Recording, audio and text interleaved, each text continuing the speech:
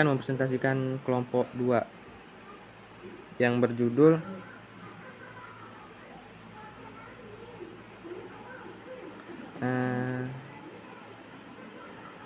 fikih mawaris, latar belakang.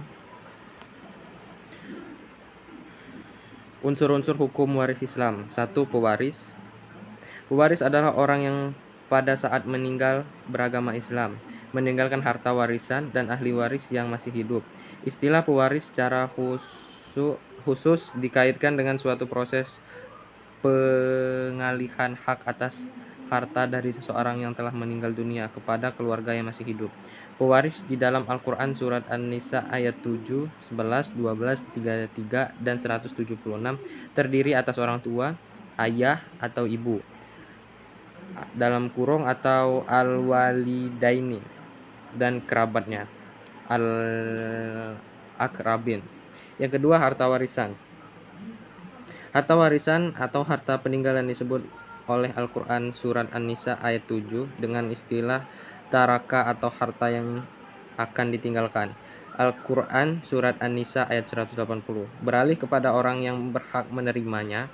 Ahli waris caraka yang disebut oleh Al-Quran surat An-Nisa ayat 11 dan 12 yang kemudian diterjemahkan sebagai harta peninggalan terdiri atas benda dan hak-hak yang pembagian lakukan menurut bagian yang ditentukan sesuai ditunaikan pembayaran utang dan wasiat pewaris.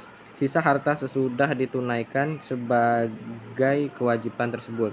Itulah yang harus dibagi oleh para ahli waris sebagai harta warisan.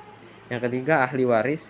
Ahli waris kerabat atau nasab terdiri dari anak, ibu ayah, 3 duda dan janda, saudara, yang terakhir ahli waris pengganti. C. Asas-asas hukum waris Islam. 1. Asas ijbari. Yang kedua, asas bilateral. Yang ketiga, asas individual. Yang keempat, asas keadilan berimbang. Yang kelima, asas akibat kematian. D. Dasar sumber hukum waris Islam.